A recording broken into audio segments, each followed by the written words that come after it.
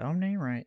Okay, there we go. Hi guys, welcome in to the show. No, for whatever reason, my setup doesn't like it when I change stuff on the trip. It just likes to reset all of my wonderful settings that I have, meticulously set up over the weeks and months on my desktop. My laptop likes to spit those out and just, get rid of everything. So, always fun when we go on the road for the show. I'm back in Florida, obviously, guys, and your host Kevin Knight. We are here on the Falcon Live for our Falcons versus Colts Week 16 post game show, and as you can see, I'm joined by two great guests. First of all, we've got Jordan Watkins at Big 75 fella.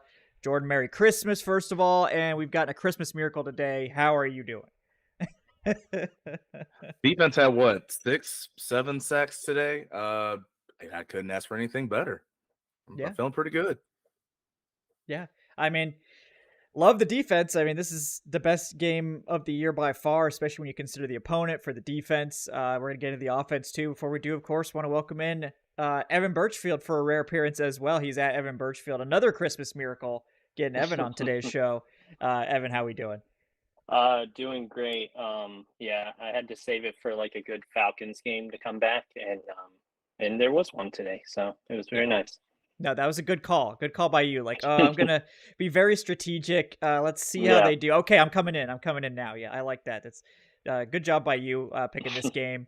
And I think we got a lot of good stuff to talk about. I mean, we've been waiting for all year, right, to finally see this team play a complete game, and we finally got it in Week 16, which I guess it's better than not ever happening at all. It's not great that it did take this long, but once again, because of how terrible this division is, we just saw the Saints get waxed, and the Bucks have to play the Jaguars today. We don't really, that's not exactly a gimme for them, although the Bucks have certainly looked better in recent weeks. Ray Moon with the $2 says, let's hope Tampa Bay loses. Yeah, that would be significant for the Falcons. And of course, next week, the Saints and Bucks play each other, and that will be another critical game. But Falcons, technically not out of it. I believe they're maybe going to be hovering around the 20s in terms of their playoff chances. So they've elevated from very low chance miracle to mildly possible miracle. So that's a positive. Jordan already mentioned the defense and the pass rush, and we're going to throw praise at Zach Harrison, of course, who I think he's somebody we got to talk about. Of course, Jesse Bates playing amazing football. Lot to get to on the defensive side, and the offense wasn't necessarily dominant, but we did see a dominant ground performance. We saw a lot of quick, easy passes that didn't really ask Taylor Heinicke to do too much, although we did see one really nice pass from Taylor Heinicke to Kyle Pitts for the touchdown, which was definitely the pass of the game. There were definitely issues still with the passing game and the quarterback, but ultimately today the Falcons don't end up turning the ball over on offense, play a clean game, relatively speaking, on both sides of the ball, and it results in their first dominant 3-score win of the year. They didn't quite get above 30 points, which I thought was just hilarious, because I feel like if the game was closer, they probably do score the touchdown there instead of Bijan going down, but, whatever. We'll let that slide. I feel like they could have scored 30 if they wanted to, so I'll let that one slide this week. But lots to get to, guys. Thank you all for joining us. Before we go too much further, I want to bring you a quick word from our sponsor, betonline.ag. Folks, the holidays are here, and BetOnline is still your number one source for all your sports betting information. I know we're all going to be taking the next couple days off relaxing. Well, guys, BetOnline is never going to take the holidays off, and they can't because there's too many good bets out there. Unfortunately, I did not make any with these prize picks that we're going to get to at the end of the show, but you can because the NFL bowl season and the NBA are in full swing over the holidays, and they've got all the up to the minute sports wagering information that you need with both desktop and mobile access at any time. So what are you waiting for, guys? Head there today to get in on the action. Just remember to use our promo code when you sign up. It's Believe, BLEAV, to receive your 50% welcome bonus on your first deposit. Bet online where the game starts. And like I said, whiffed on the prize picks again today, although Younghoe Koo came in clutch. My other ones were less clutch. We will get to those at the end of the show, checking up on that. But Let's start with the defense. And Jordan, you're my defense guy. I know how excited you were to see the young players and pretty much everyone on defense. The young and the old players really. Calais Campbell had a hell of a game. Zach Harrison had a hell of a game. Arnold Ebiketie got involved. Just what did you see? I mean, what was it? Was it anything different that you saw, or just did stuff finally start coming together and clicking for these young guys? I mean, for the young guys, it just looked like one of those things of a continuation of what we've been seeing in terms of the more reps you get, the better and more accustomed to the NFL that you become, right? I think we've talked about Zach Harrison a few weeks now in terms of, man, it looks like he's getting better. Man, he's starting to flash here. Man, he's starting to flash there. This is the most consistent game that he's had, but I also think that makes sense. And, again, it was one of those things where I'm now hoping that we can get some more pass rush packages where he's in there too. I think he's earned that. Not to say that Bud Dupree or Arnold Ebiketie's been playing poorly to where they need to go out of it. It's just no, I think he's earned the right to get in there. And maybe you go in like a certain you develop a speed package, which I know a lot of teams have, where you have what's third and obvious, you have 4 DNs out there. Right. So now you're getting a faster guy on the inside as well, or Calais goes inside as one of those DN types. So that's just one of the things for me. I think it's just, again, all these guys are getting reps, right? Helms made a couple of plays and a couple of tackles out there.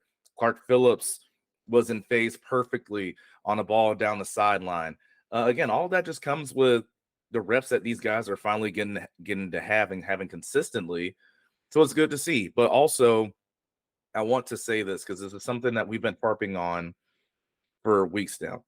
You see how good and how fresh that defense look when they don't have to be on the field so much in the middle of the game, going into the third quarter, late third quarter. It's amazing. I know it's incredible. And so the thing is, look, we're going to talk about the offense eventually.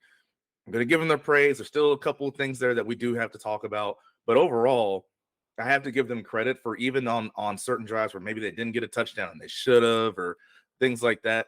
They gave the defense some time to rest this game. And that's something that the defense has needed for weeks. And so it's just, like I said, it's just surprising that this is probably one of the better defensive games completely that we've seen in a few weeks. And this is when they actually get a chance to rest. Yeah, it's not a coincidence at all, because that's what we were harping on. It's like, look, this defense is good. I think their stats bear it out. That they're great in all the areas that you look for from a good defense. They're not overly reliant on turnovers either, and then that's the story of the Colts, right? That they're number 2 in turnovers. They're really good in sack rate, but if you look at their down to down stuff, their red zone, their third down, you can see, oh, this defense is vulnerable. They've really benefited from generating a lot of turnovers. They didn't generate any turnovers today, and the Falcons carved them up. And it's like, okay, so defenses that typically have a lot of turnovers, you're starting to wonder, okay, how good is this defense actually, or are they just completely reliant on turnovers? And the Falcons are the ops. They're the opposite. They haven't generated a ton. It's not like they're not getting any. They got the one today. They probably could have got another one on that fumble that ended up luckily going back to that Colts player, but Falcons recovered that really bad botch snap, so we'll call it even on the fumble luck today. But you're absolutely right. Like this game was how this team was supposed to look all year. You dominate on the ground, you eat up time of possession, you make the pass plays you have to, you hit a couple of those deep shots, and then the defense goes out and plays well, and they have plenty of energy to close the game out, which they do. Instead of the offense shoots themselves in the foot 15 times, the defense is on the field the entire game, and by the time they get to the end, they got nothing left, but it's just not that they can't. It matters so much, and I think it's one of those things that a lot of fans, not everyone, and it's not meant to be a dig necessarily, but it's hard to grasp on a stat sheet. It's hard to mentally, talk to see it on the field, but like it matters so much. Your offense can't keep shooting your defense. You can't just turn around and, it's like that meme from the Eric Andre show where he's like shoots him in the chair and he's like, oh, why did you do this? Why did you guys do this? It's like, oh, why did the defense blow the lead? And it's so it's just one of them things. No, absolutely. One other thing I wanted to note too, really quickly about the defense, and here's a shout out to coaching. Here's why. So Richie Grant came on a blitz and got a sack, right? Now, it's one thing to see he got a sack. It's another thing to see how he got the sack. He made an inside move on a tight end, quick swim over. That's not something that a defensive back naturally does. So I don't know if that means that, whether it was Nielsen himself or they had some of the DBs that come down and maybe they worked on some pass rush moves with the D-line group, which sometimes that does happen in practice if someone's going to be rushing in blitz packages. But it was a perfect swim move. I mean, especially from a DB that I'm not going to expect that from. And, he got home and it worked. So I just want to say, I want to give a shout out too for the coaching staff this week from the fact that I could see that on tape. I know that that's coaching on tape from that. And also, of course, shout out on Richie for actually working on it and being able to do it in a game session. But when you see certain details like that, when you can just tell, again, you can look at the stats, the numbers and all that, and that tells you this is a great defense and means it's a great defensive staff. I don't disagree. But when you can see a play like that happen, that's how you know how well coached this group is. Yeah. No, and I agree. And they emphasize that everyone is a pass rusher, and I certainly like that. And they aren't always super reliant on the blitz. They haven't necessarily needed to be this year just because of how fundamental everyone plays. But it's funny because this game they did blitz a lot, but it actually ended up being, I think, the 4-man pressures that got a lot of the sacks. They didn't necessarily have to, but the pressure was working. So definitely don't blow it off. Don't forget about the quality of your blitzers too.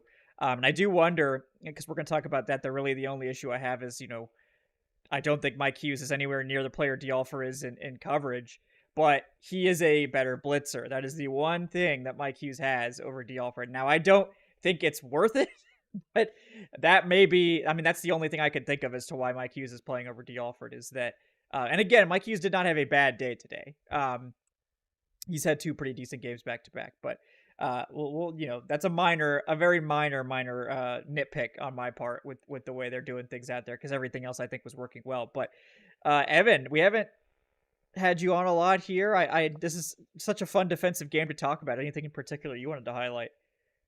No, not much more to add. I'm sure this has been mentioned a lot on the show, but I'm continually amazed by how good this defensive free agency class we brought in is, and it's probably one of the best. Off the top of my head, I can't really think of a better group that they've brought in. Obviously the impact Jesse Bates has made, worth every penny, and actually we probably stole him. Just the impact he's made, with his turnovers. He should be an all-pro. If he's not, it's just more of that Falcons bias that the league continues to throw our way. Calais Campbell, great locker room guy, but did anybody expect this kind of impact he's made? At best, and it's literally been a best case scenario with him. And, it doesn't show up on the stat sheet, but it warms my heart seeing him bring the Dirty Bird celebration every time he gets a sack. The fact that he's showing others how to do it on the sideline is hilarious to me. And then Caden Ellis, having that kind of linebacker who's just coming up the middle, making impacts, even if he's not getting the sack, just being able to flush him out to the side to where Zach Harrison can get the sack, and that kind of stuff doesn't always show up on the stat sheet. But yeah, I'm continuously impressed by this defense. I was kind of a little nervous. I know they've been good all year, but seeing Jonathan Taylor come in, he was a non-factor. He had just barely above, I think, 2 yards per carry. He had that touchdown, but it was right at the goal line. It wasn't a crazy good play or anything like that. That could have been anybody. But yeah, just continually amazed by, this defense. And to Jordan's point, you do get to see what this we've seen it, pretty much all season, aside from a few games where if the offense can just keep, let the defense rest a little bit, the impact they can make. And they made it today, 10 points. I know the Colts didn't have Michael Pittman Jr., but still, it was still a good offense. Josh Downs has been incredible.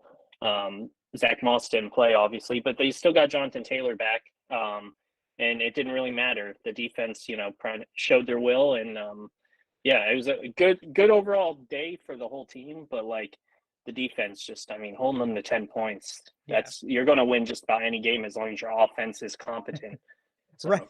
that which hasn't happened as often as it should have, unfortunately. But I mean, Right. because people, it's like, oh yeah, by the way, guys, they allowed more points today than they did against the Panthers, and guess what? They Yeah. lost. So it's like, that's why I just keep getting on people. Like, well, I'm not blaming the defense for this. Come on, like you got to be able to score more than 9 points in the NFL, or else you're a joke offense. And That's the what the defense offense throughout did. the Yeah. year, they Yeah. kept them in games to where they shouldn't have even been close to be able to win games. How bad the offense plays at times, or most of the time, but the defense kept them alive, and that's all you can expect in the modern NFL. I mean, the days of having like the Ravens, like early 2000s, or Bears '85 defenses, like where they just win the game for you, that's not really going to happen the way the NFL's set up now. You just have to have a defense who can literally keep you alive and keep the score low, and that's what the Falcons defense has pretty much been doing all year. Mhm. Yeah, and that's why it's so frustrating that we really didn't Right. even need that much from the offense. We just needed them to be normal, be Yeah, be average, normal, and it right? would be fine. And we couldn't Yeah, get that, but we did get it today. So I'm we not I'm did get not it gonna today. bury him Christmas miracle. today. Christmas miracle there. We got Raymond with the $2 says props. I read that already. We need Tampa Bay to hold up their end of the bargain. They are not holding up their end so far.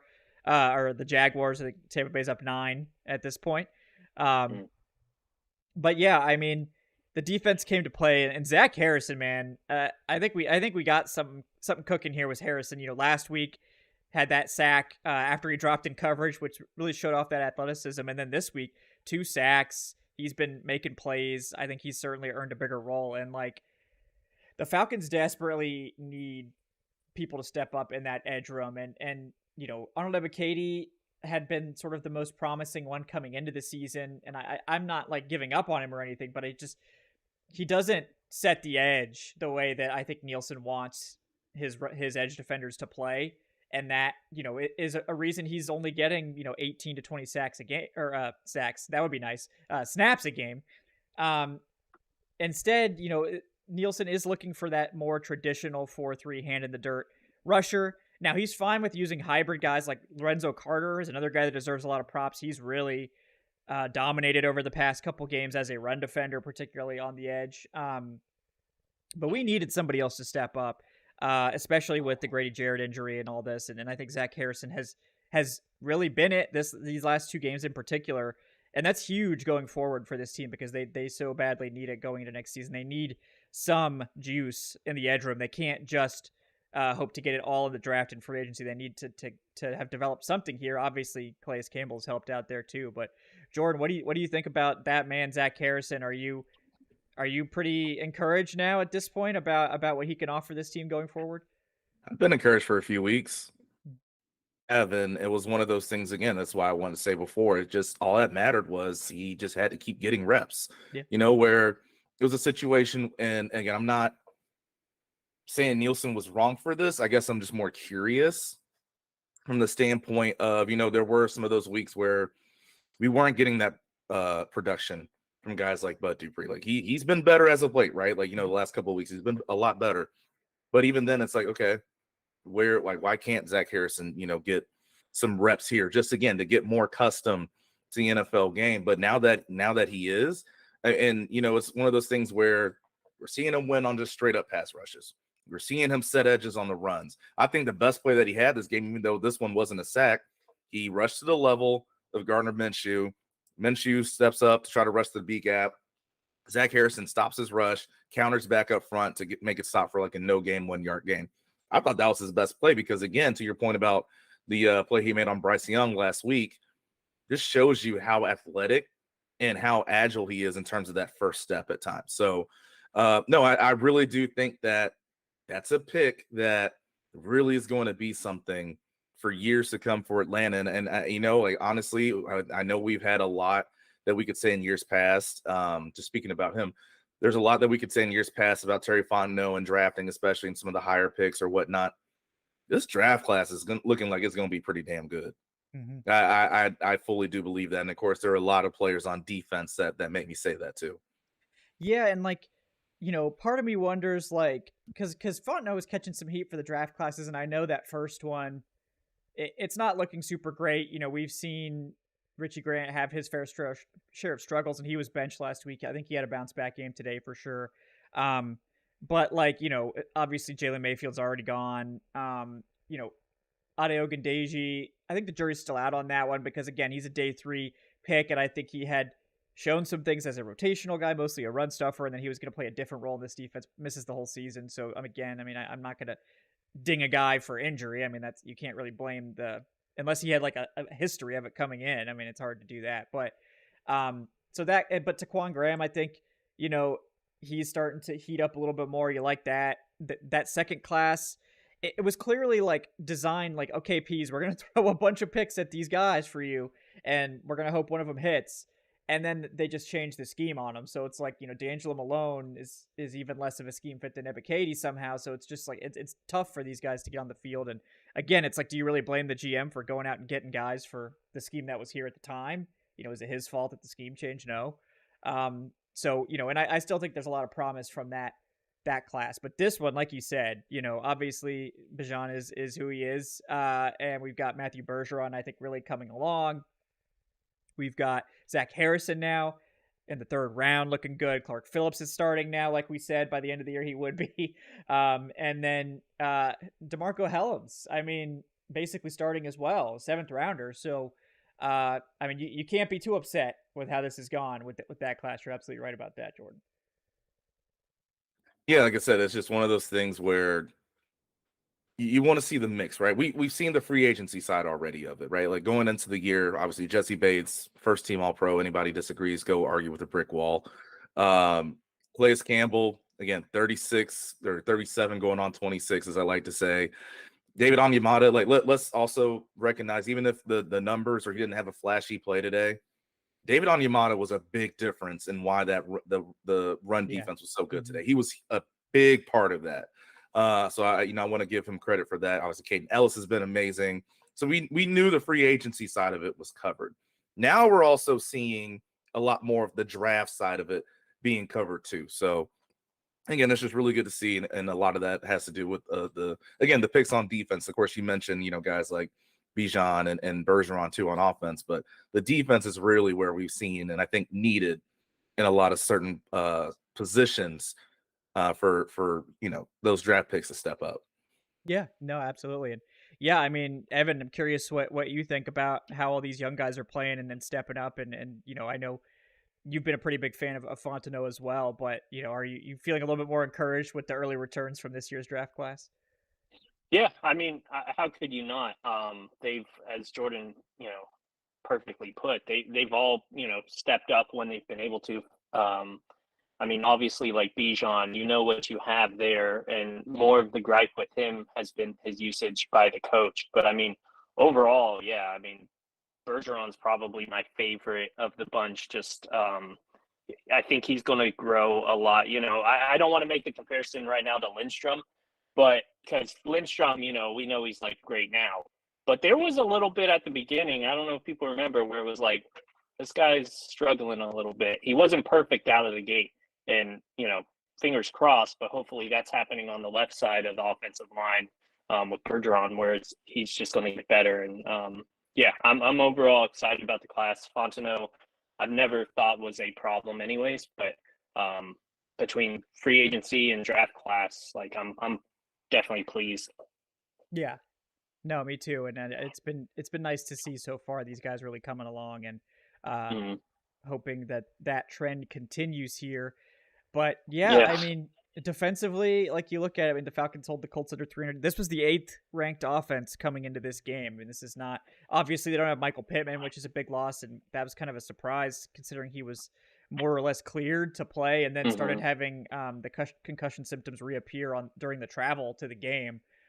So obviously we hope he's okay and is able to recover quickly from that. But just 170 passing yards for Minshew, 262 total yards, under 100 rushing yards allowed. And like you mentioned, Jonathan Taylor, 18 carries for 43 yards for just 2.4 a pop. And, this Colts run game was the engine of the offense, and the Falcons shut it down completely. And they deserve major props for that. I know, obviously, David Onyemata, when he's in there, it's just a different defense. And that's why it was so sad to see Grady Jarrett go out, because those two together, it was magical.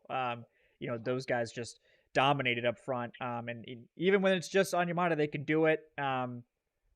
so good to see. I mean, I think this is the most impressive defensive performance of the year. I mean, I don't know how you guys feel Yeah. about that, but considering the opponent and the situation, you know, this Colts team just scores points, and the Falcons held them to just 10. So I think that's really impressive.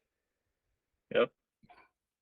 It's up there for me. I mean, I'd still argue the Houston game just for the Yeah. standpoint of, that's when they still had Nico Collins and Tank Dell with what they were doing at that point in time. And then, like you said, there's no Pittman today for Indy, obviously, which is a big thing. But it's right up there, too. Don't get me wrong. I think it's one of those two. Mm-hmm. Yeah, I agree. If you factor in the quarterback that much, I mean, I think Stroud obviously playing a lot better than Gardner Minshew on the whole this year. Poor Texans with Stroud missing 2 games with that concussion. I think that might end up costing them their playoff spot, but I think they deserve it if they can find a way to right the ship there. But yeah, I mean, just so impressed with the defense. I mean, massive props. I mean, I'm going to overlook my beef about D. Alford not playing just because of how well the defense as a whole played. I'll let it slide this time. But that's my one beef. If that's the only beef I have is like, well, you dominated, but like I don't know. I think Alford should be playing in the slot. That's okay. You're never gonna completely agree with the coaching staff, and that's fine because everybody's got different opinions, and I'm sure they have their reasons, and they get the benefit of the doubt with this stuff. They've earned it at this point. So, yeah.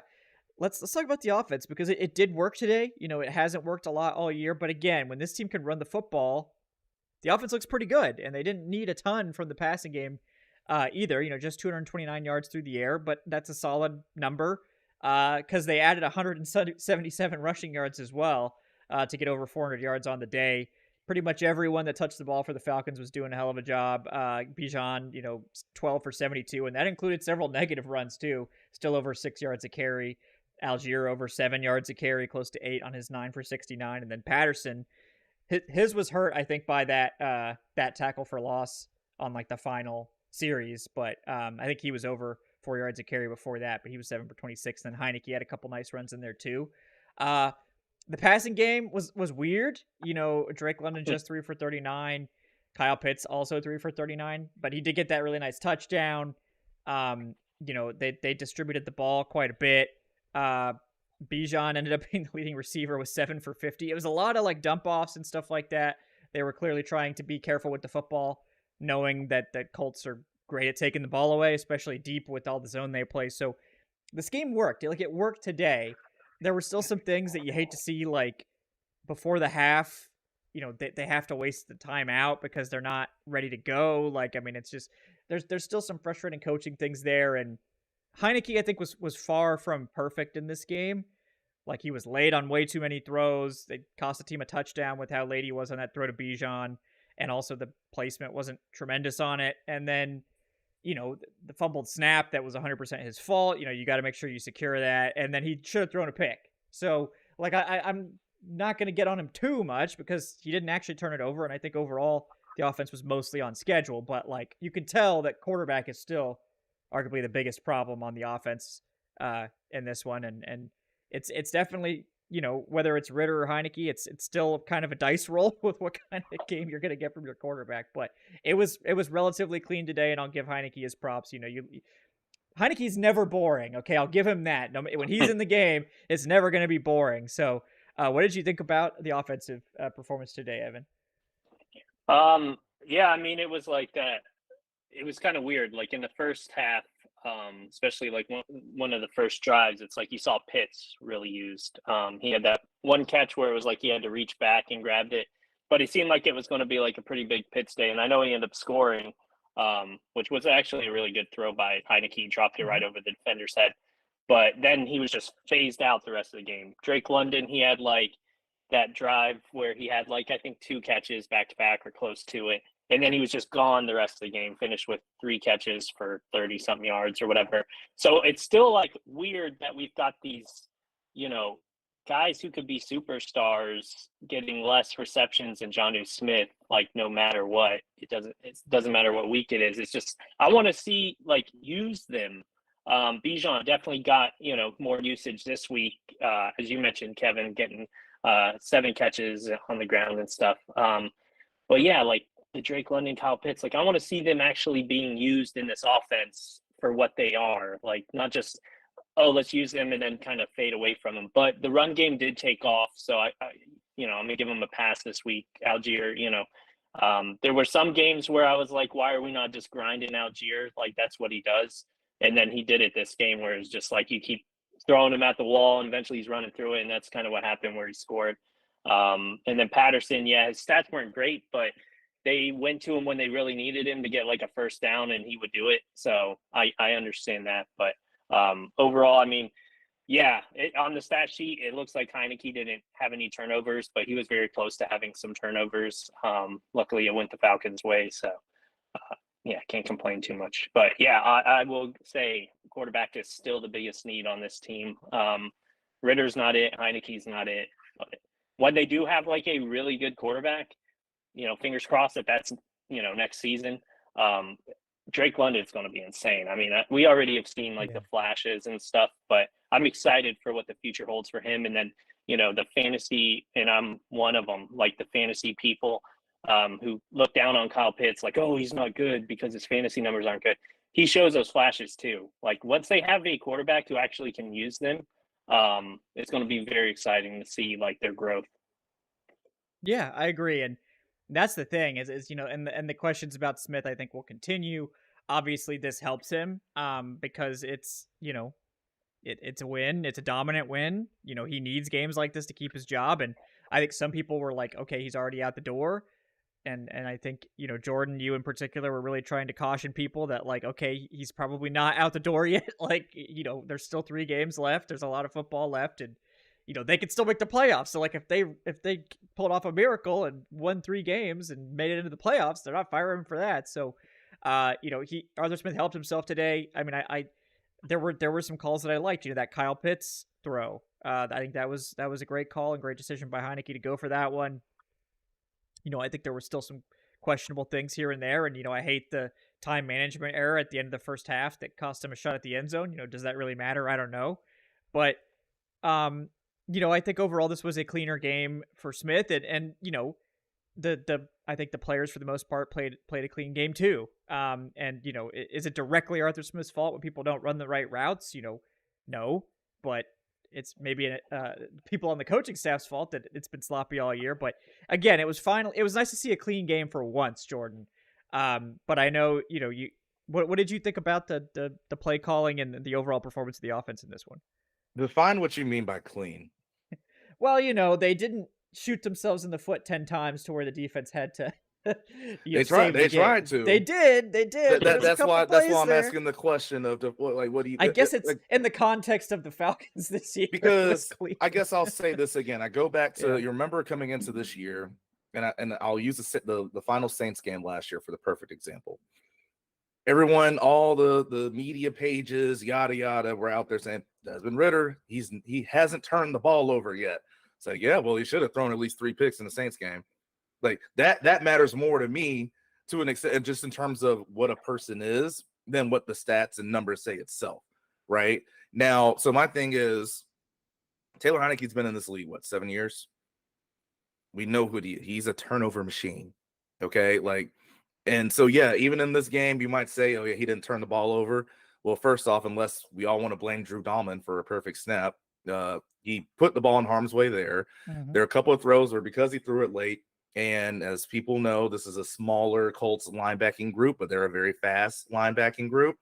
They're able to break on passes, and if you don't throw it out when you're supposed to throw it, they'll be able to jump it. Yep. Had a couple there. He could have gotten intercepted. That end zone play, we're talking about with Bijan. Yes, I get it. Bijan needs to have a better idea where he is on the sideline. It's a high-low read. Both of the defenders on that play go high. Just throw the ball to him early. It's that simple. Again, I know I've talked about this before. I think this is game 37, 38 in Taylor Heineke's career. I think it's 25 interceptions and 15 fumbles or something like that. Dude, we can say all we want about Desmond Ridder being turnover prone because he is. That guy is too. And again, to the point, there were a couple of good throws that I saw, and there was a couple of, oh my goodness, what are you doing throws? Yeah. So it was a mix. And that's just what we've seen no matter who's been the quarterback this year, right? So the thing for me is I'm just happy to see, first and foremost, we got a lot of our offensive line back, which was great to see. Mm-hmm. Drew Dahlman was back. Lindstrom, and I think all but maybe one or two plays. Yeah, he Hope came Jake out Matthews. briefly. Yeah, hope Jake Matthews is okay, and of course Bergeron's still in there. Obviously that was a big part of why we were able to run the ball as well as we were today. Also, shout out Tucker Fisk. Yeah. Future fullback Tucker Fisk. Gotta give love to my Stanford guys when I can. Yeah. So he had a couple of good plays out in space. I thought he and Drew Dahlman both did a good job moving out in space to make some things happen. Which again, it was good to see. And look, in terms of the overall running game, I know a lot of people want to see Bijan get almost every carry. I understand it. I like seeing this mix up that we were doing like that today. Bijan gets a fair share of carries. I don't have the numbers in front of me. I got to see how many he actually had. Tyler Algier gets his. Cordero got some of his when it's like, okay, hey, we need to pick up the pace a little bit. Like change the energy. Boom, let's get 84 involved. And as I've been saying all along too, I like to see the diversity of who's getting what carry. Right? Like it wasn't just, all right, Tyler's in, boom, let's try to get it in between the guards. No, I mean his touchdown was an outside play. And he showed, especially with the great blocking on the play, he has enough speed to make it happen, right? He's not a burner, but he has enough speed to make it happen. So in terms of the plays that were called, I mean, you can argue there were some of the same or not sure, that's fine. But in terms of who was running what play, again, when you have the diversity and switch it up, it tends to work. Yeah, I agree. And like you said, clean, probably a little too friendly. But again, they got lucky, and like you said, that's what happened with Desmond Ridder early. And sometimes it's better to be lucky than good in this league. And Falcons have certainly benefited sometimes and bit them in the ass other times. But man, I was pretty frustrated with the late throws. I think that was the one big problem with Heinicke today is he was late. Well, that one throw he just threw up to get picked, that was not late. That was just a really bad decision because the guy was triple covered. But like the Bijan touchdown, and like that's what I want to talk about, because a lot of people were like, oh well, Bijan should have stopped and like waited in the end zone. Like that ball was thrown out of bounds, guys. Like Bijan could have slowed his route down and then it would have been uncatchable. Like you gotta they're like, oh, he was looking off the defender, he was doing this. No, you gotta hit your, like, yeah, sure, he's looking off the defender, that's fine, but you still gotta throw the damn ball. You can't wait till Bijan's running out the side of the end zone to let that ball loose. And that was just one of many opportunities the Falcons missed in this one. And if the Colts offense was playing better today, they had Michael Pittman, those could have cost them the game. But fortunately it didn't. But it's like, and maybe that's one thing that Heinicke will get a little bit more comfortable with as he gets more games under his belt. And again, it's like, I just hate the quarterback musical chairs. Like maybe if Heinicke had been playing these last 5 games, Falcons he would be comfortable. He'd be all set up in this offense, and the Falcons would have won some of these games that Desmond Ridder threw away. But instead we're going back and forth and playing around with this stuff I dislike the way that's been handled, obviously. But it worked out today. Weren't any picks. Should have lost that fumble, but then again, the Falcons also should have got a fumble off the Colts that they didn't get. So we'll call that even in the fumble luck rules there. But yeah, again, I think it all comes down to the run game, and like you said, that the offensive line was back healthy. They opened up the holes. They did what they needed to do. And yeah, I mean, I'd still like to have Bijan getting more carries, but he should at least be leading the team in carries. And if he's doing that, then I guess that checks the box for me enough there. But yeah, an interesting game, certainly. They did what they needed to do to win, and they didn't just win, they dominated. And again, it's like I put it more on the defense because I feel like the defense kept giving the Falcons great opportunities. They stuffed the Colts on 4th down. They got the interception and all this, and it's like, wow, this is what it's like when the offense isn't making mistakes and the defense is making a few plays here and there, and then the Falcons could just stack up all these field goals and win by 19 points instead of like fighting for their lives at the end of a game. This is a new experience for me this year. I'll say this, just one quick thing too about the whole Heinicke Ridder situation, because I don't know if y'all saw it or heard it. Terry Bradshaw had some things to say on the Fox pregame show. And, it's one thing if you just don't agree with Arthur Smith or what he is doing, not doing, which obviously, as we know, there are a lot of times where I don't agree. But when you start saying things like you don't respect somebody, that's like all right, that's a different level, right? Because that's not even, you know what I'm saying? Like that's just his whole main thing was he told Ritter he's gonna be the guy the rest of the year. Then all of a sudden here comes Heineke, and his whole thing was, it's he must have got a call from somebody upstairs, Yeah. right? To like, you got to do this or else, basically. And I think we all know what or else means. Well, here's just the question I'm going to ask. Because one, again, like I'm not going to go into the respect thing. That's not what I'm here for. I'm just here to talk football. That's the thing for me is depending on what it looks like, because again, like we scored 29 points today, which is good. I think we could all sit here and be like, well, you could have, should have had more. Part of that you can put on a quarterback still who played today too. So my thing is, you got this one win, cool. Now you play Chicago. Chicago's going to have their own certain sense of problems based on things that we've seen, earlier in this year. If this quarterback also, let's just say, because you're going on the road now the last 2 weeks. So say this quarterback puts the ball in harm's way, which he will do because he's done it his whole career, but it actually is capitalized on. Then what? It's like, all right, because I do agree with Terry to one extent. You make this change because somebody's like, you better do something, otherwise we're gonna look elsewhere. Mm-hmm. So, and it's also like, if someone else has to come in and tell you that, like, do we really trust your ability to evaluate quarterbacks going forward too? I mean, like, that's another question. Like,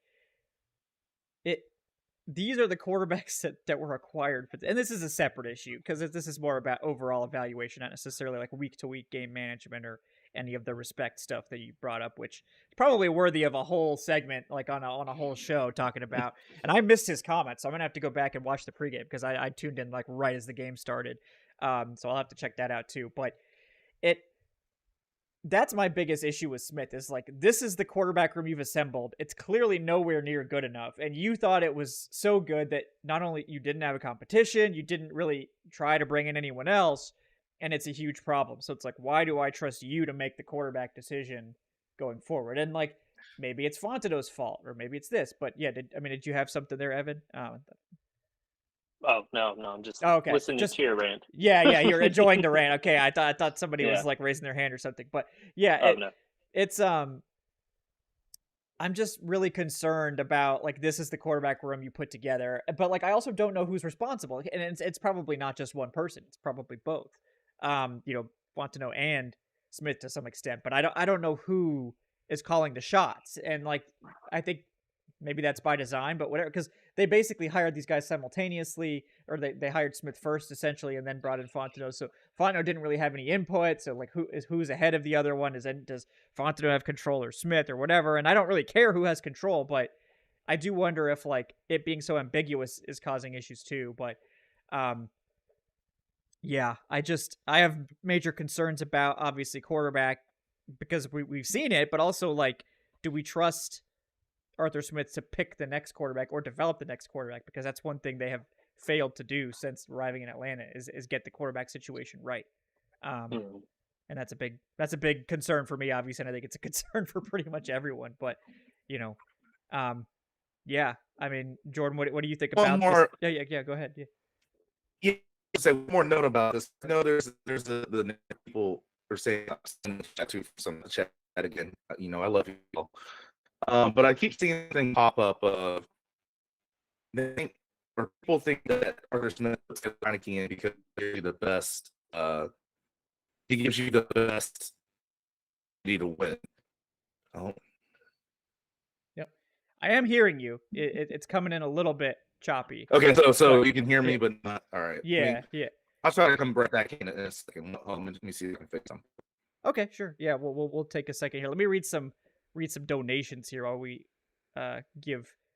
I know Jordan's coming to us maybe from the sunny shores of Hawaii, of California there, so it may take a second for the signal to reach us. But we got George Costanza with the $2 saying, I don't think Arthur Smith actually ends up getting fired this year, and I worry we're gonna go into next season with a trash offense and someone who doesn't know how to use the weapons he's drafted. It's a Festivus miracle that Kyle Pitts got 50 yards receiving. That's like quadruple his average. Yeah. I mean, that's a concern, right? Because I'm not like changing my opinion based on one game. I mean, it's obviously nice to get the big win. It's nice Oh, to see yeah. things working, but this is not like, I'm not really going to change my opinion. Now, if you win out and make the playoffs and this thing starts coming together and we see more games like this, then sure, we can have that conversation. But I'm not letting this one game really change my opinion Yeah, on Arthur because I Smith. mean, Yeah. we've seen this before where it's Yeah. like right at the end, head coach who is on the hot seat, starts winning games, and then it's like, oh yeah, let's bring him back. Yeah. And we've kind of you got to see it, throughout the whole season. You can't forget what happens at the beginning of the season just because it's at the end of the season. But Yeah, yeah, exactly. Yes, Jordan, how about we give us a test? All right, let's see. Hopefully Yeah. this works. Yay. Okay, Yeah, it's cool. looking better. Cool. Please continue. Yeah. Yeah, so all I was gonna say is if Taylor Heineke gives, or if Arthur Smith feels like Taylor Heineke gives this team the best chance going forward, why did you bench him again in the first place?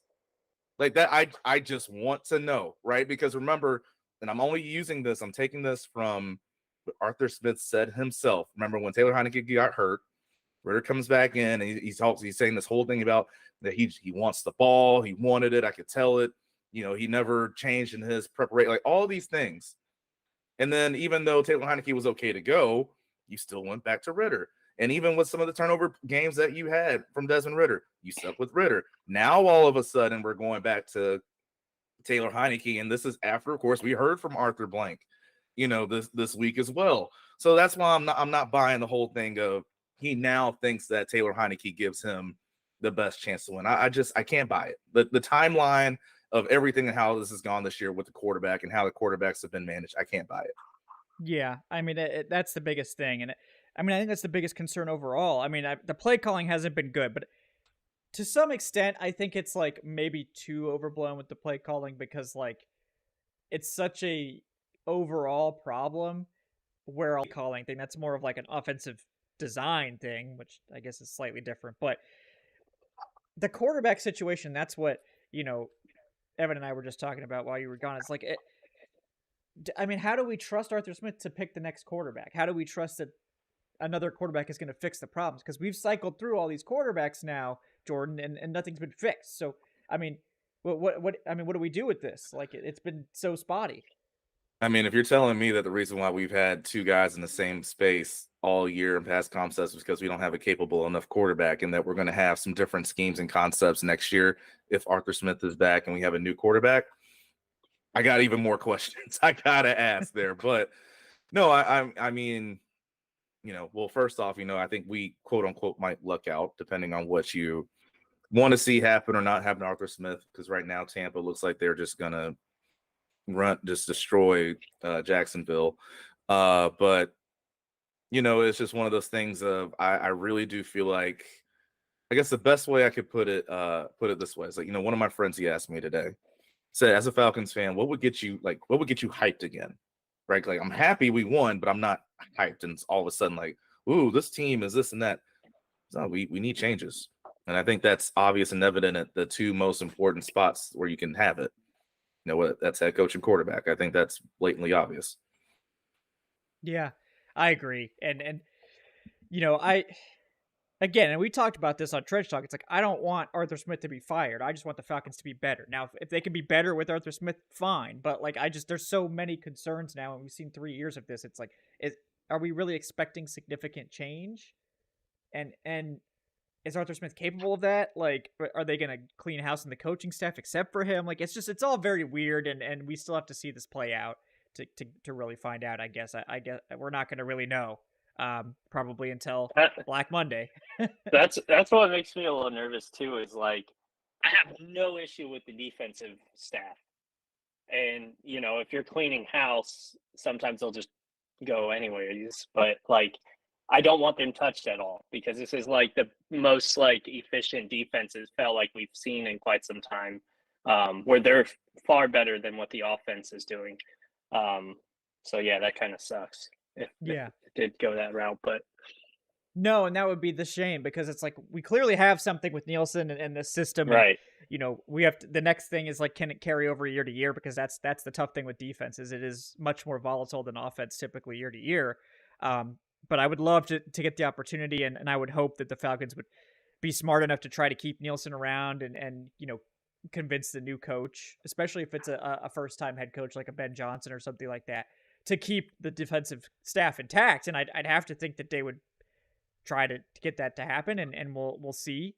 But it's dicey. It's super dicey. The whole situation's really dicey. We all know this. The quarterback situation, and again, I've never advocated for them to tank, and I'm not going to do that. It's and I think if you guys listen to Aaron Freeman this week, he had a really good point about look, where you pick in the first round, it doesn't really matter. The quarterbacks picked in the top 5 versus the top 15 versus the top 20.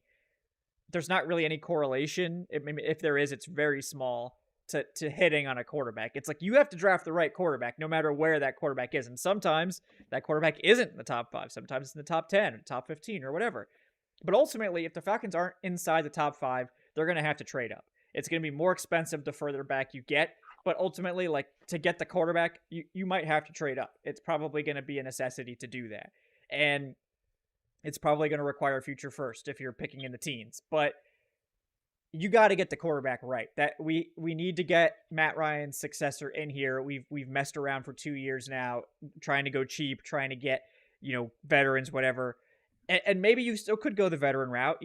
I'm not opposed to the Justin Fields thing, especially if the price is a day 2 pick. I mean, I think that could be one way to spend your first on an edge rusher that you desperately need, and still get a quarterback that's probably much higher upside than anything you have in the building. I still think the most realistic thing is, getting up and getting the quarterback that you want. Probably if you're going for Jaden Daniels as the third quarterback, it's going to be a lot easier. If you want Drake May or Caleb Williams, it's going to be a lot more difficult and a lot more expensive, which is why I'm more on the Jaden Daniels train personally, just because I think it's not really worth trying to give up the assets you need to get to convince one of those teams in the top 3 to give you their pick. But it's really dicey, and I don't know exactly what to do with it, but I hope that the Falcons get it right. That's the most important thing next year is, can you get the quarterback right? And if they do change coaching staffs, then that's equally as important. Do you get the offense correct? Do you get the right offensive coach in here to set the stage for this young quarterback or this veteran quarterback that you get? But potentially, I mean, it's a very dicey situation. We all know this, but I know some people are like, let's just lose out, and if you win, you lose. And it's no, you never, it's overblown. Draft position in general is overblown, because guess what? People screw up their high draft picks every single year. Half the teams in the top 5 and the top 10 are get drafted busts, or not getting what they expected from their top 10 pick. You have to draft the right players regardless of where you are. Could it theoretically be easier earlier? Sure, but it's not a guarantee. It only helps you so much. So plus, the only place that happens is Madden, because you're never going to convince a head coach who's on the hot seat to tank, or even one that's not on the hot seat to tank, because and then you can't convince the players to tank because they probably won't be there next year. So it's never, I mean, it's easy to say, but it's never realistic. No. And it instills a losing culture. If even there's whispers of that, you can tell it's a losing culture. It infects your whole team, and you can't have that. You just can't. You got to go all out to win every week, and you can't take any weeks off, even if you're already out of the mix. So look at the Panthers. I mean, they don't even own their own first round pick. So there's they're playing for second round draft position and all this stuff, but they fired the coach. They've got their interim guy in there. They're trying to win. They're trying to build something. And to their credit, they beat the Falcons last week. They almost won today. And they almost beat the Packers. So that you have to build that up. You can't just play terribly every week and expect that your team's going to get better. You can't phone it in ever in the NFL, because like you said, coaches are on the hot, coaches are being evaluated. If they want another shot in the NFL, they can't phone it in. Everyone on the field is being evaluated. They got to put tape out there. They got to convince another team to sign them if they're a free agent, or if they get cut. I mean, even if you're a veteran, you have to prove it every year, because you could be a cap casualty.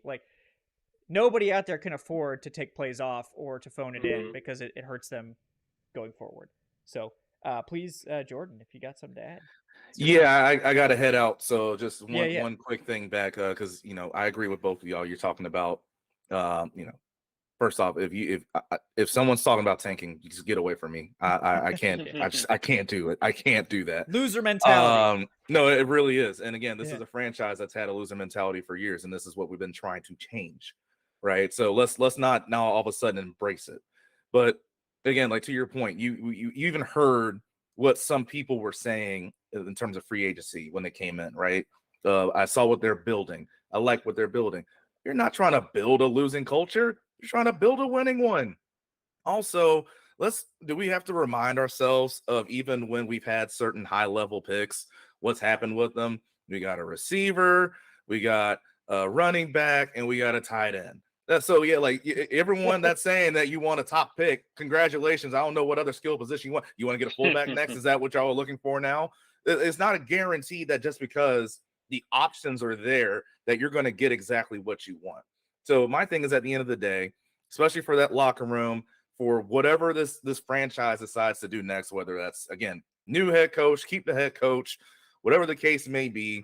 Again, I always want to be in a situation where somebody can look at the Falcons and they're the person in a specific spot that we want or need and be like, "Ooh, they just need me." If I was on that team, man, that would be different. And if you start just losing out, that doesn't happen as much. I'm just telling y'all from how I've from my experiences being in locker rooms and how that looks and how it goes. You don't want to start just tanking. It's like, more times than not, people like, yeah, the money's still good. People don't want to be there. They don't want to be there. And that's just what I want to say. Obviously, Kev, Evan, appreciate y'all having me on again. Absolutely. Yeah. Shout out everybody in the chat. Hope everyone has a wonderful, happy holiday season. And yeah, we'll talk to y'all again soon. Yes, thank you so much, Jordan. Happy holidays. Merry Christmas to you guys. He's at Big 75 Fella, host of the Falcons Fade podcast and contributor at the Falcoholic. Jordan, have a wonderful night. Thanks for coming on. Appreciate you. Yep. All right, folks. Apparently it's just me. Evan, are you still here? Apparently it's just me. I guess Evan just disappeared. Maybe he's coming back. I don't know. It's weird though, because you guys can see I have two cameras running. They're different. All right, let me switch here. This is working. Okay, good. Hi guys. Yeah, let me get to these donations, then I'll let you guys get back to your holiday festivities. We can enjoy this Christmas miracle here. We got George Costanza with the $2. What's up, George? He says, "Thank God Arthur Smith finally stopped doing those jet sweeps to Jonnu Smith. Only took him 15 weeks to figure that out. So we have that going for us, which is nice. Hashtag rise up everywhere but the draft board." Yeah, I mean, we'll get to that. I do want to talk about the draft implications of this game, which are very small, by the way, like tiny. I think people are like, "Oh, the Falcons ruined their draft pick" or something like that. No, not at all, actually. Like, very little. We got Ryan H with the $5. Thank you, Ryan. He says, "Smith's weak-ass play calling was a direct result of his obsessive mustache grooming. Super Bowl now a lock thanks to disposable Bic razors." Well, I mean, that's modern technology for you. Those innovations, they're clearly key for Arthur Smith and the Falcons offense as a whole. We got Guy Fieri, a.k.a. Solaire, with the $2. What's up, buddy? Happy holidays to you. He says, "This warmth, this heat, it's a foolish disguise. Our path is the darkness. Arthur Smith is the warden of darkness. We cannot escape the void of draft takes. We must consume what we should be fed. We finally beat the freaking Colts." Yeah, they had lost like the last 6 or 7 games to the Colts, I'm pretty sure. That's pretty cash. Yeah, they did. I think were on a big losing streak against the Colts. They have been for many years. So we do break that streak. So that's nice. We got George Costanza again here with the $2. Thank you, George. He says, "Draft take. Since we're determined to screw up our draft position and move down the board instead of up, let's take the best offensive lineman available and bring in Carson Wentz for a year, run it back, and see what we get. Draft Spencer Rattler. It can't be worse than this." Okay, no to those 2 quarterback decisions. Best offensive lineman available. Actually not that crazy, but I wouldn't feel comfortable with it unless like a certain guy, like maybe if Talise Fuaga is there in the early teens and like the top pass rushers are gone, you don't want to reach on the third guy. They get a veteran quarterback. We could maybe have that conversation, but I feel like it's going to be hilarious, but like if they get Fields and like there's a run on edge rushers before they pick at like 12 or something, if that's where they end up picking, it's going to be hilarious when they draft like Malik Neighbors or something like that. And like Malik Neighbors is really good, so like I actually wouldn't be that upset about it, but it would be hilarious if they draft another skill position just because. They do need a wide receiver too, really bad, and an explosive player like Neighbors actually makes sense. Which is it's sad that I'm talking about another skill position player.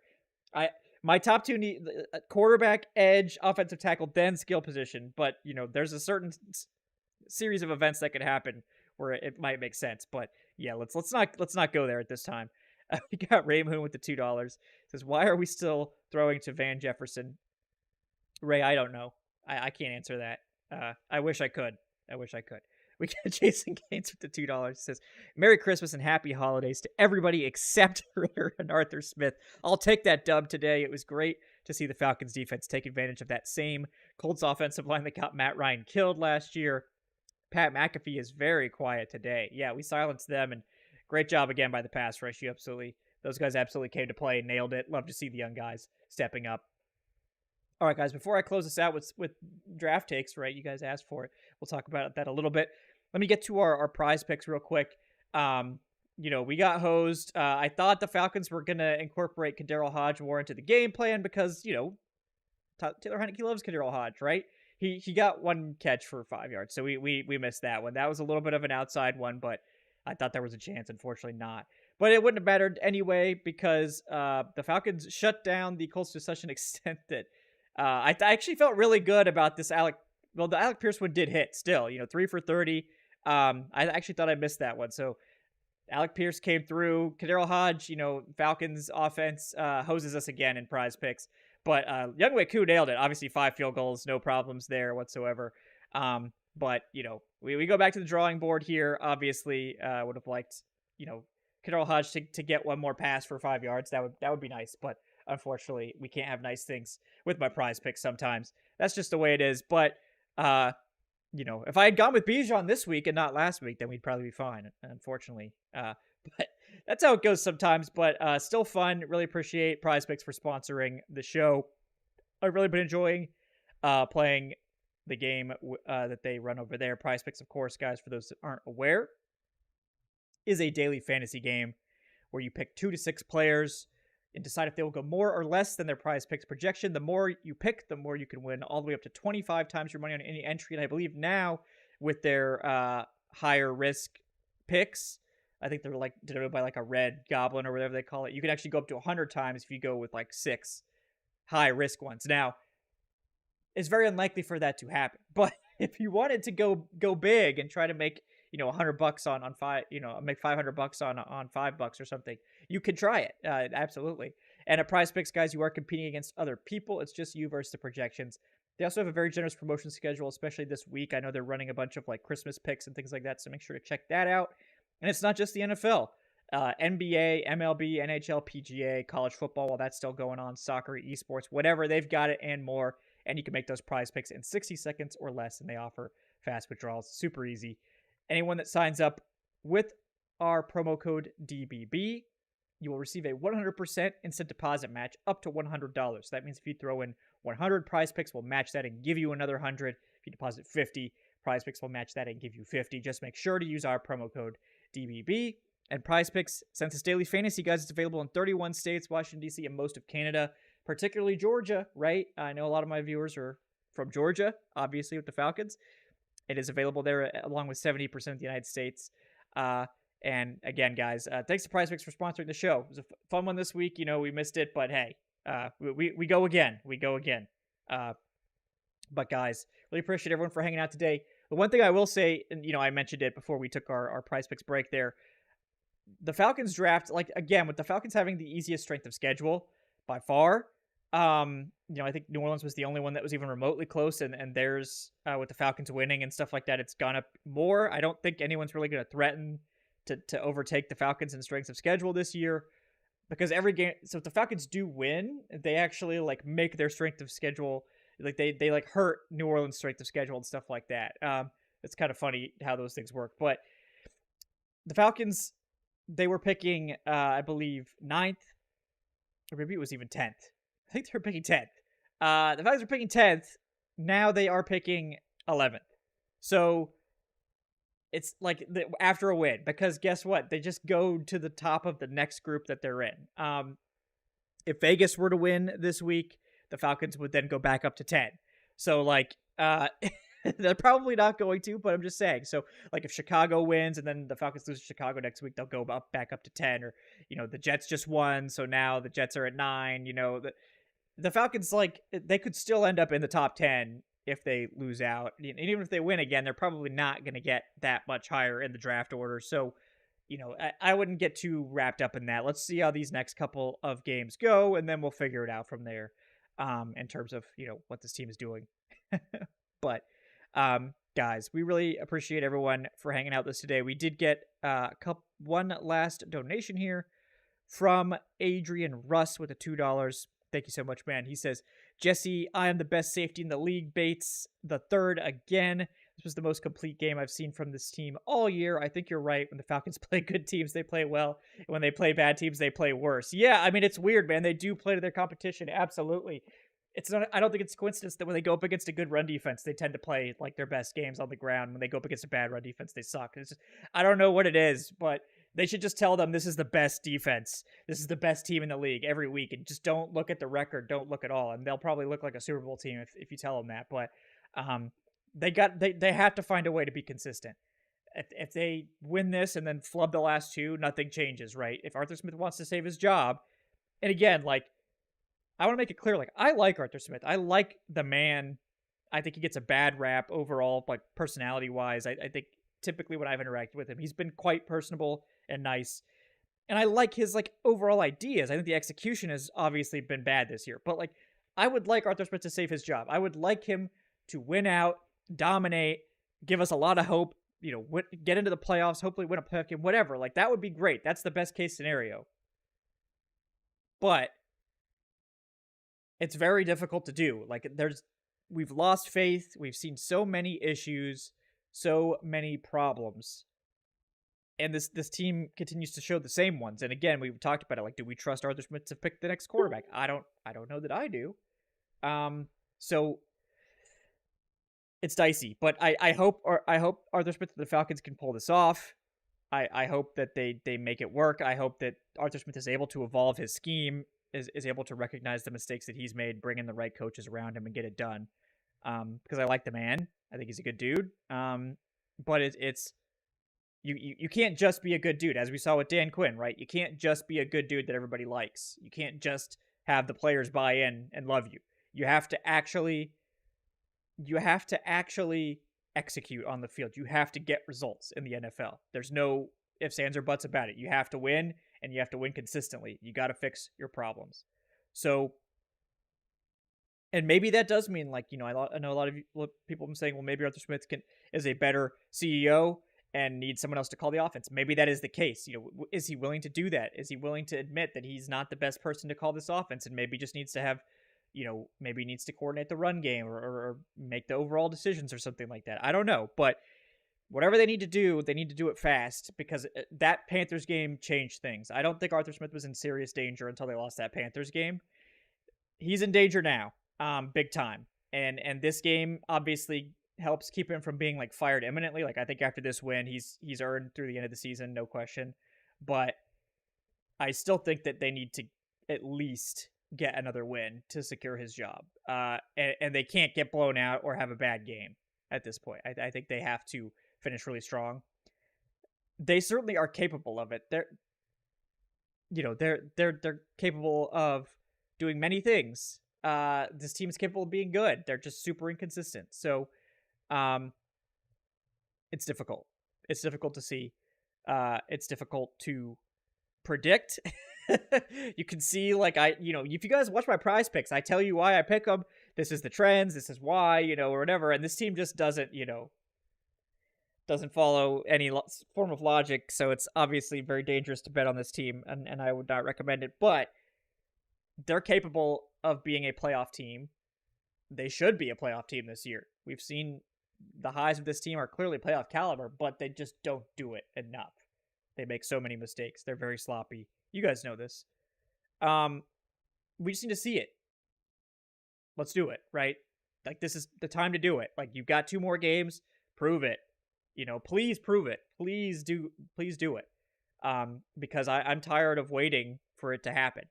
It was nice. Like, this was big. Like, we finally got a clean game. And like clean, as Jordan pointed out, clean game. But ultimately, this team needs to make the plays, and they need to do it consistently, and they don't have a lot of time left to get it right. This was an encouraging performance, a Christmas miracle, right? But it's not enough by itself.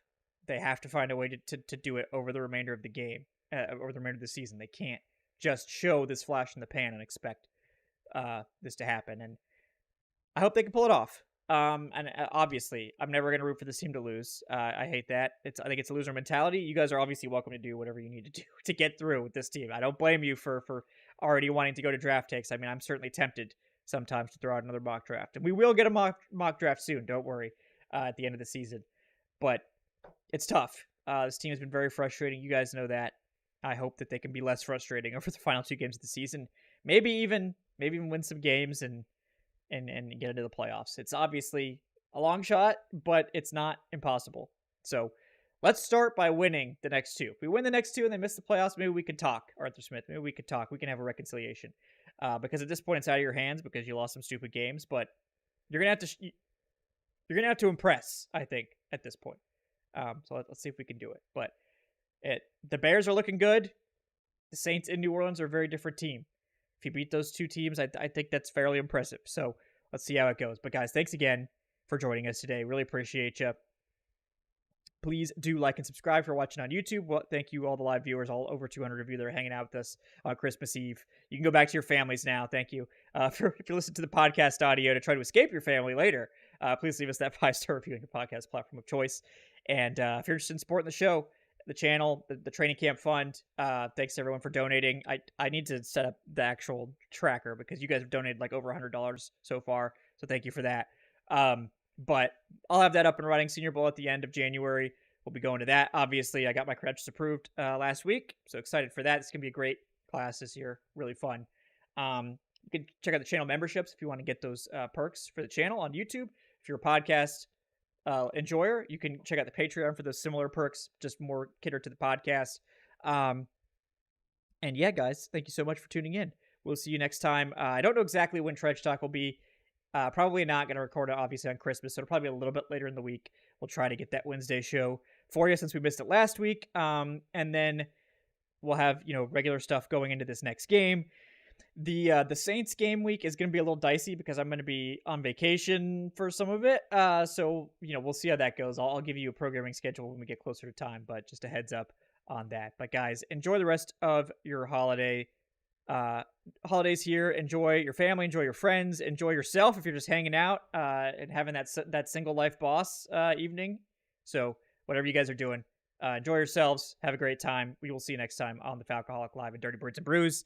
Merry Christmas, happy holidays, happy, I don't know, Festivus if George is still here. But guys, thank you so much. We'll see you next time on the Falcoholic Live. I'm Kevin. I have Falcoholic Kevin. Have a wonderful holiday season. We'll see you next week. Have a great night, folks.